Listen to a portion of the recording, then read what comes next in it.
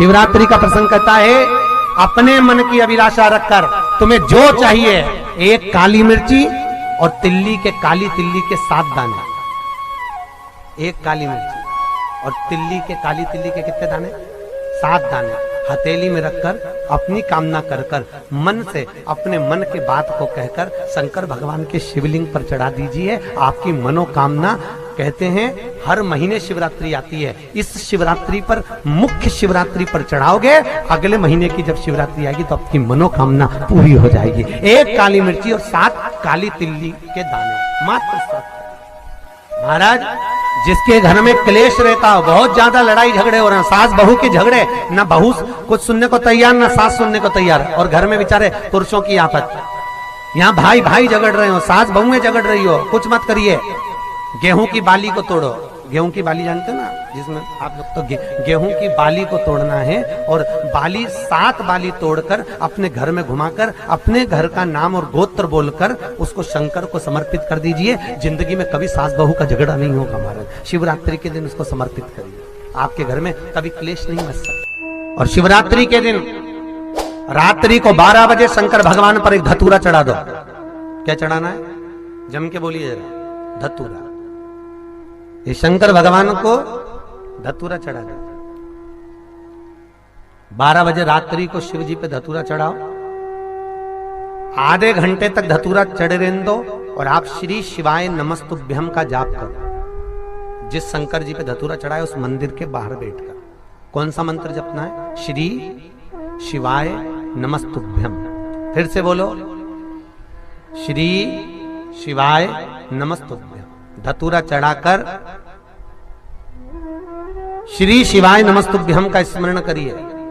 और जो दुकान नहीं चलती हो, घर में लक्ष्मी नहीं टिकती हो, खेत में फसल अच्छी नहीं आती हो, संपदा नहीं आ रही हो, बस उस धतूरे को लाल वस्त्र में बांधकर अपनी दुकान में, अपने व्यापार में, अपने घर में रात को 12:30 बजे उठाकर लाओ और 4 बजे के पहले उसको अपनी दुकान, व्यापार, व्यवसाय में उसको बांध दीजिए। और अगर जो जमीन फसल सही नहीं दे रही हो, वो जमीन में ले जाकर गाड़ दीजिए। आपको जीवन में कभी तकलीफ नहीं भोगना पड़ेगी, लक्ष्मी बढ़ती चली जाएगी महाराज, संपदा बढ़ेगी। जो व्यक्ति ज्यादा बीमार रहता हो, बहुत बीमारी उसको घेरे रहती हो, परेशान रह रहा हो, बीमारी बनी हुई है, तो बोर चढ़ाइए। बेर, क्या बोलते हैं यहाँ पर? बेर की बोर, वो खाने वाला बेर जो होता है, उस बेर को 7 बेर ले लो और 7 बेर को लेकर अपने ऊपर से घुमाकर शिवरात्रि की दोपहर के 12 बजे शंकर भगवान के शिवलिंग पर ले जाकर उस बेर को चढ़ा दीजिए। आपका रोग, आपकी बीमारी मात्र 3 महीने के अंदर समाप्त हो जाए। शिवरात्रि के दिन बेर चढ़ाने का बड़ा महत्व है। और शिवरात्रि पर चढ़ा हुआ वो बेर उठाकर ले आइए और उस बेर को उठाकर रख लीजिए।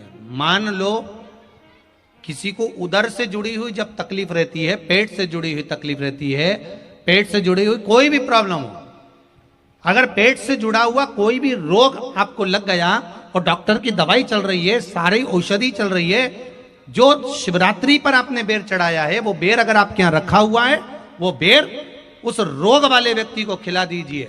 आधे घंटे के अंदर पेट का दर्द, पेट की तकलीफ, पेट का कैसा भी रोग होगा, एकदम आराम लग जाएगा। उस बेर में इतना दम, इतना प्रबलता आ जाती है शंकर को, जो शिवरात्रि के दिन बेर चढ़ाया जाता है, वो केवल शिवरात्रि के दिन करने का होता है। कहते हैं जिसका व्यापार ना चले, व्यवसाय ना चल रहा हो, बहुत ज्यादा कष्ट में जीवन निकल रहा हो और बहुत ही ज्यादा तकलीफ हो रही हो, तो धतूरे को हल्दी में डुबोकर शंकर भगवान को शिवरात्रि के दिन रात को 12 बजे समर्पित करें। उस धतूरे को वापस उठा लाएं 5-10 मिनट के बाद, श्री शिवाय नमस्तुभ्यम बोलकर लाल कपड़े में उसको बांधकर व्यापार वाली जगह में कहीं पर भी उसको बांध दिया जाए। व्यापार पीछे नहीं हटता, व्यापार अग्रण्य भाव में बढ़ता चले जाता है। महाराज, उस धतूरे को केवल परंतु शिवरात्रि के दिन रात को 12 बजे ही किया जाए। हल्दी में डुबोना पड़ता है।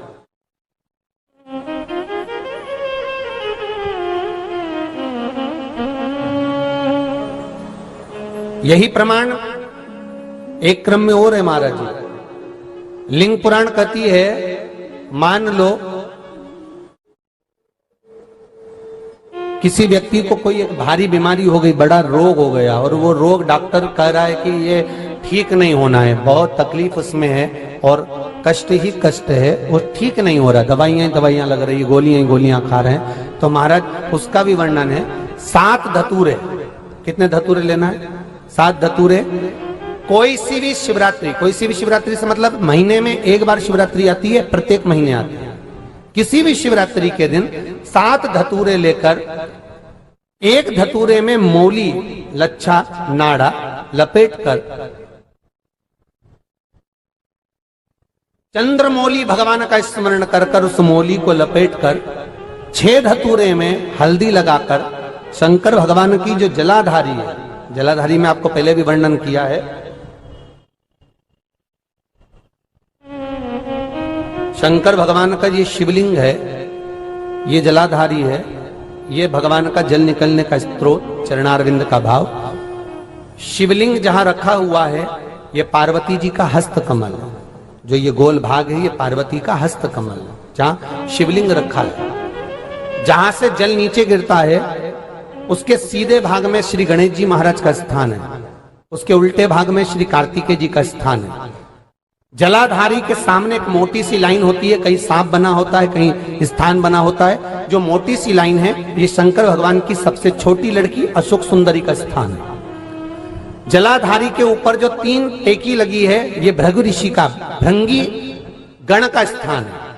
इसके ऊपर जो कलश है, कलश में जो पानी भरा जाता है वो पानी जो बूंद बूंद नीचे गिरता है ये शंकर भगवान की 5 लड़कियों का स्थान है। जया, विषहरा, सामरीबारी, धोतली और देव, ये 5 लड़कियों का स्थान है। शंकर भगवान का संपूर्ण परिवार शिवलिंग के सामने से, जहां से जल चालू होता है गिरने के लिए नीचे की ओर जब जल जाता है, उस स्थान पर भगवान शंकर के सारे गणों का स्थान है।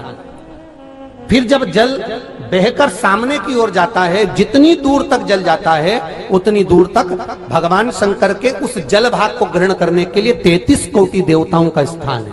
इसलिए उस जल को हम लांघते नहीं है, क्योंकि वहां 33 कोटि देवता विराजमान रहते हैं महाराज।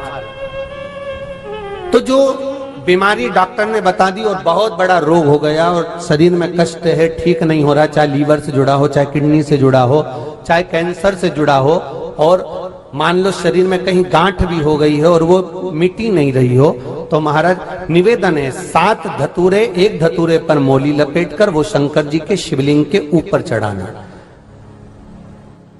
6 धतूरे, उसमें से एक धतूरा भगवान श्री गणेश जी का स्थान, दूसरा धतूरा श्री कार्तिकेय जी का स्थान, तीसरा धतूरा अशोक सुंदरी का स्थान।